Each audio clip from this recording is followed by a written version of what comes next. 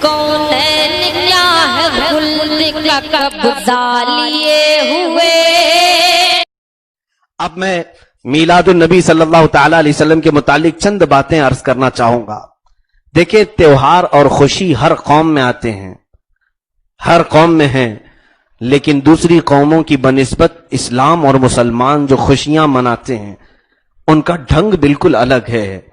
ہمیں دو چیزوں کا خیال رکھنا ضروری ہوتا ہے، چاہے ہم مصیبتوں میں آئیں، غم میں آئیں، یا بہت ہی خوشیوں میں آئیں، کسی بھی حالت میں ہم اللہ اور اس کے رسول کو چھوڑ کر کے نہیں جا سکتے۔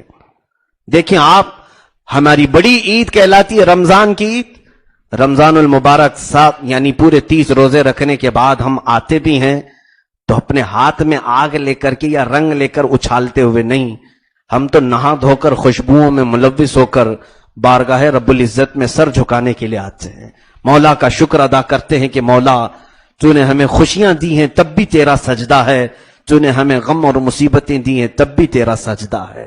یہ اسلام اور مسلمانوں کی شان ہے کہ ہم خوشیوں میں پھیل پھٹ نہیں جاتے اور نہ ہی غموں میں شکوہ و شکایت کر کے کافر ہوں۔ ہمیں درمیانی امت کہا گیا ہے، غم آئے، مصیبتیں آئیں، تب بھی ہم صبر کر کے یہ کہتے ہیں حسبنا اللہ و نعم الوکیل، ہمارے لیے اللہ کافی اور بہترین مددگار ہے۔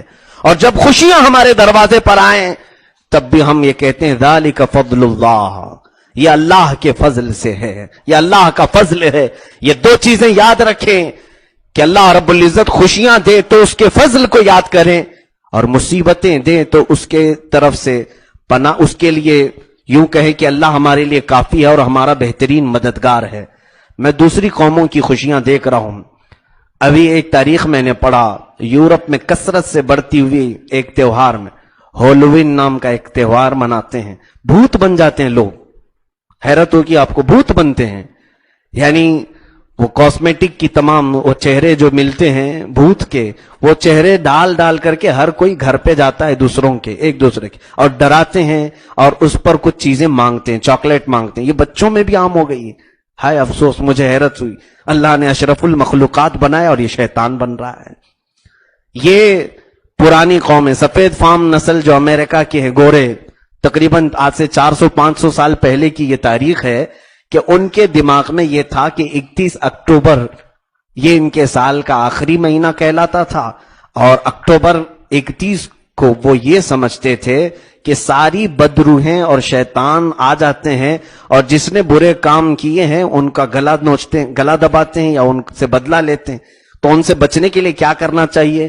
تو وہ سفید فام گورے لوگ کہتے تھے کہ وہ جیسے بدروحیں آتی ہیں ویسے ہی تم بھی بن جاؤ، تو ڈر کے بھاگ جاتے ہیں۔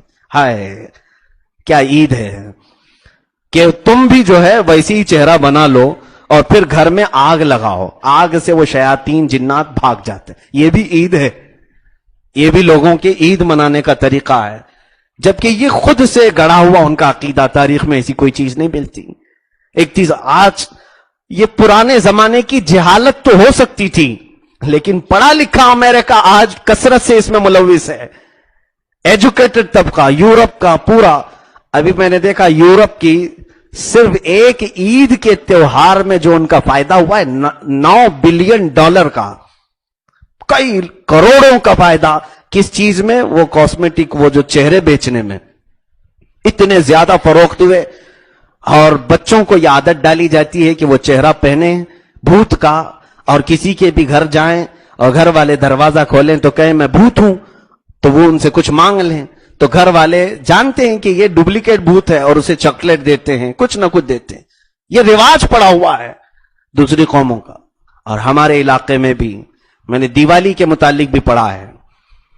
یہ اصل میں پرانے زمانے میں ان کی تاریخ آپ پڑھیں، اور ہو سکے تو میں اس طبقے سے بھی کہوں کہ جو لوگ عید مناتے ہیں تم بھی تھوڑی سی اپنی تاریخ پڑھ کر کے عید مناؤ، تاکہ بہت سارے خرافات سے بچ جاؤ گے۔ اس کو جشن چراغاں یہ لوگ کہتے تھے پہلے، دیپاولی کا مطلب ہوتا تھا، دیپ چراغ کو کہتے ہیں، اولی جو ہے یہ قطار کو کہتے ہیں، کہ چراغوں کی قطار لگائی جاتی تھی۔ ان کے بڑوں نے اس عید کو اس لیے منایا تھا کہ ظلم کے خلاف ہم روشنی لگائیں گے، ظلم کے خلاف۔ ظلم اندھیرا ہے اور انصاف روشنی ہے، تو روشنی پھیلا کر کے ہم ظلم کے خلاف آواز اٹھائیں گے. لیکن اب تو یہ ظلم بن گئی, اتنی آگ لگائی جاتی ہے کہ لوگوں کے لیے ظلم بن گئی تمام چیزیں. میرے عزیزوں, کسی بھی عید کو اس کے ماننے والے جب بگاڑ دیتے ہیں تو اس عید کا پورا حلیہ بگڑ جاتا ہے.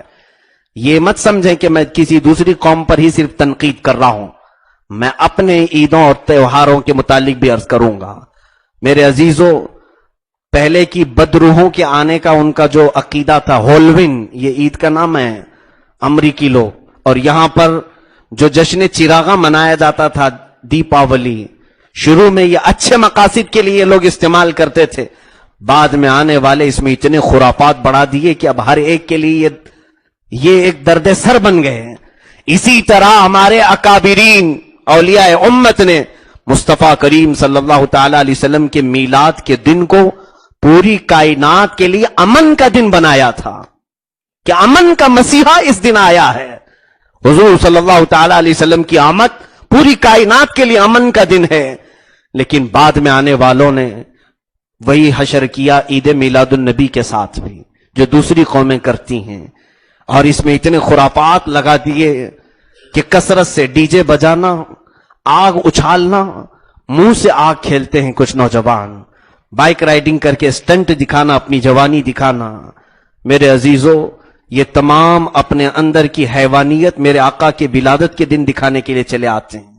انہیں معلوم نہیں کہ تم جو عید منا رہے ہو اور دوسرے جو عید منا رہے ہیں اس میں زمین آسمان کا فرق ہے, بہت فرق ہے. بعض لوگ یہ کہتے ہیں کہ وہ اتنے تیز ڈی جے بجاتے ہیں تو ہم کیوں نہ بجائیں. کیا تم حضور کو ان کی ذات سے کمپیئر کرتے ہو؟ کیا میرے آقا صلی اللہ تعالی علیہ وسلم کو موازنہ کرتے ہو دوسروں سے؟ دنیا چاہے کچھ بھی کرے لیکن تم وہ کرو جس کو حضور صلی اللہ علیہ وسلم پسند کرے. میرے آقا صلی اللہ تعالی علیہ وسلم کو جو راس آ جائے وہ کام کرو. میرے عزیزو, یہ میلاد کا دن میرے آقا صلی اللہ تعالی علیہ وسلم کے اخلاق کو کثرت سے پھیلانے کا دن ہے. کاش زندگی بھر, سال بھر ہم ادھر ادھر پڑے رہتے ہوں گے, لیکن میلاد کے دن کچھ ایسی سنتوں کو زندہ کرو کہ دوسری قومیں میرے آقا سے بے پناہ محبت کرنے لگ جائیں, وہ پڑھنے لگ جائیں کہ آخر یہ محمد تھے کون, میرے آقا صلی اللہ تعالی علیہ وسلم کی بات کیا تھی. مجھے ایک بات یاد آتی ہے, ایک مرتبہ ایسا ہوا تھا کہ میں وہ جگہ اور نام کسی وجہ سے نہیں عرض کر رہا ہوں, کہ ایک نوجوان ہمارے سے بات ہوئی, کہا کہ میلاد کے دن ہم سب الگ الگ کام کرتے ہیں, آج میں کچھ حضور کی ایک ایسی سنت ادا کرنا چاہتا ہوں جس کو لوگ نہیں کر رہے ہوں. تو ہم نے کہا اللہ کے حبیب صلی اللہ علیہ وسلم کی کثیر سنتیں ہیں. یہ بات ہو رہی تھی ٹرین میں بیٹھ کر کے, ایک پروگرام سے میں واپس آ رہا تھا رات کو بیان کر کے. تو صبح میں نے کہا دیکھو حضور صلی اللہ علیہ وسلم کی ایک سنت یہ تھی کہ حضور کمزوروں اور بوڑھوں کا بوجھ اٹھایا کرتے تھے. حضور صلی اللہ تعالی علیہ وسلم اس معاملے میں مشہور تھے. مکہ والے خود کہتے تھے کہ حضور کبھی کسی کو بوجھ اٹھایا ہوا دیکھ کر کھڑے نہیں رہتے تھے, فوراً چلے آتے اور کہتے کہ تیرا بوجھ دے دے, آدھا تو لے آدھا میں, اجرت پر نہیں میرے عزیزوں, بلکہ صرف اس کے تعاون کے لیے. تو اس نوجوان نے کہا بہت اچھی بات ہے. اترے ہم, وہ کھڑا ہو گیا انتظار کرتے ہوئے. تھوڑی دیر کے بعد ایک خاتون اتری اور اس کے ہاتھوں میں جھولے تھے بہت بڑے بڑے. تو یہ گئے اور کہا کہ اماں جی لاؤ میں تمہیں باہر تک چھوڑ دیتا ہوں. تو خاتون کہنے لگی بھائی آپ کتنا لوگے؟ کہا میں کولی نہیں ہوں, بس یہ ہے کہ خوشی میں کر دوں گا. تو شکل و حلیہ دیکھ کر کے وہ پہلے شک کرنے لگی کہیں چوری کر کے نہ لے جائے.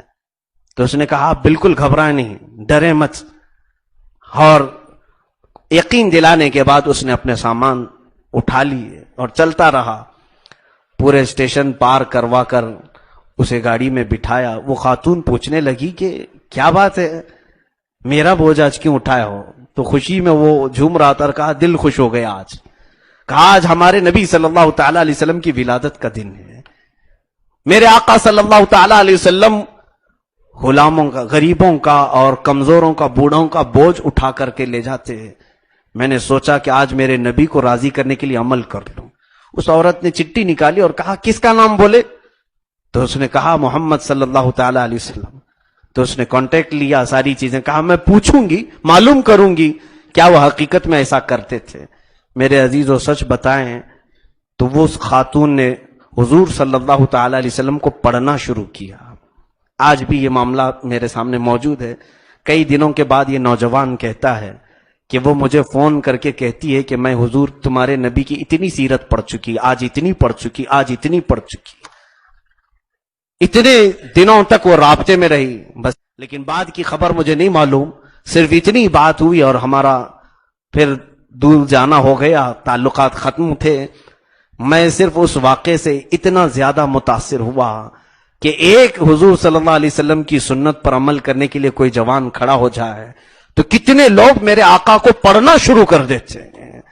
میرے عزیزو, تم ترجمان بن سکتے ہو میرے آقا کی ذات کے. حاج محبتوں کا وہ مسیحا ہیں, امن کا مسیحا ہیں. یہ تم اپنے اخلاق سے تو ثابت کرو. کیا لوگوں کو, بیماروں کو تکلیف دے کر کے تم وحشت میں ڈال کر کے عید منانا پسند کرتے ہو؟ ڈی جے لے جا کر کے لوگ اپنی نفسانی خواہشات پوری کرتے ہیں. یہ نوجوان جو ناچتے ہیں ان کو حضور کی کوئی فکر نہیں, میرے آقا راضی ہو رہے ہیں کہ نہیں ہو رہے ان سے کوئی مطلب نہیں. یہ چاہتے ہیں کہ ہمارے اندر کی شیطانیت خوش ہو جائے. ہم جو سال بھر سے اپنا دبا کر کے بیٹھے ہیں وہ ناچنے کا موقع مل جائے, تھرکنے کا موقع مل جائے. یہ گاڑیوں پر, روڈ پر تماشے بنائیں. جانتے نہیں وہ کتنے بیمار ہوں گے گھروں پر. کئی مرتبہ ایسے ہوا ہے کہ گھروں میں ہارٹ کے پیشنٹ بیٹھے ہوئے ہیں, تیز آواز سے ان کے دل کی دھڑکنیں بڑھ جاتی ہیں. اگر تمہاری تیز آوازوں سے کسی کا ہارٹ اٹیک ہو گیا, کسی کو تکلیف ہوئی, یاد رکھنا قیامت کے دن تم سے سوال کیا جائے گا, کیا نبی کی ولادت کسی کی موت کو اور کسی کو ظلم اور کسی کو غم کی نیند سلانے کے لیے آتی تھی؟ میرے عزیزو, میرے آقا صلی اللہ تعالی علیہ وسلم کو خوش کرنا ہو, راضی کرنا ہو تو حضور کو پڑھو اور سیرت آپ مطالعہ کریں. اللہ کے حبیب صلی اللہ تعالی علیہ وسلم کے وہ اخلاق کریمانہ کو آپ زندہ کریں. اللہ اکبر. مصطفیٰ کریم صلی اللہ تعالی علیہ وسلم کی ذات سے وابستہ مسلمان اگر یہ کام کرے, مجھے حیرت ہوتی ہے کہ ان کے چاہنے والے یہ میلاد منا ہی نہیں سکتے اس طرح سے, جس طرح سے آج میلاد کو بگاڑ کر کے پیش کیا جا رہا ہے. حتیٰ کہ دوسرے لوگ اپنے گھروں کو اب بند کرنا شروع کر چکے ہیں کہ تمہاری آوازیں ان کے کان نہ پھاڑ دے. بدلو اس طرز زندگی کو, بدلو اس طریقے عید کو, اور ایسی عید مناؤ کہ لوگ دیکھنے کے لیے تمہیں کھڑے ہو جائیں.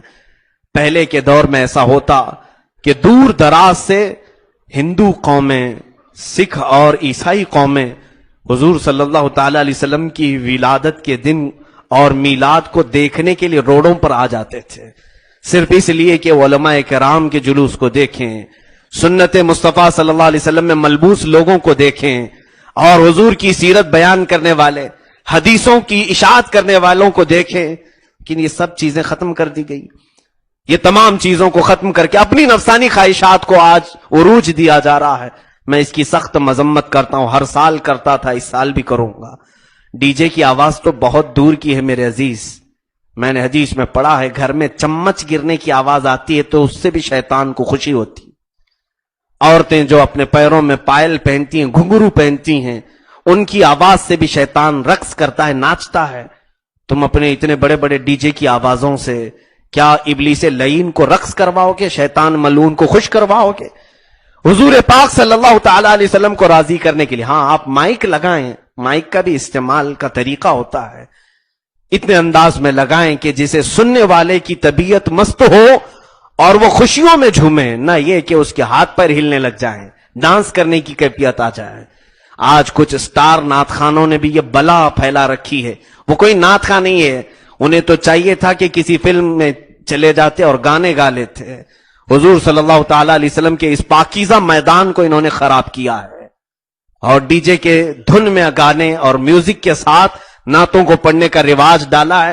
یاد رکھو ان نعت خانوں پر بھی ایک بڑا عذاب ہوگا جنہوں نے ایک حرام کام کی ابتدا کی ہے اور پوری امت کو اس میں ملوث کر رکھا ہے, پوری امت کو اس خرافات میں اور بدعت میں ملوث کر رکھا ہے.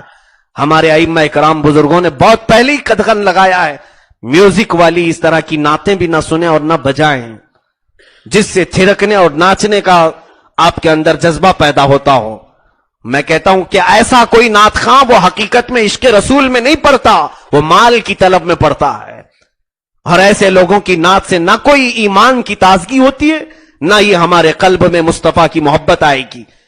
ہاں، محبت مصطفیٰ اس نعت خواں کے دل آواز سے آ سکتی ہے جو یہ تصور میں رکھ کر کے نعت پڑھے کہ میرے آقا میرے سامنے موجود ہیں، ہمیں ملاحظہ فرما رہے ہیں۔ جب یہ تصور آئے گا تو پھر ناچ گانے کہاں سے آئیں گے؟ ادب کے ساتھ نعت پڑھے جائیں گے۔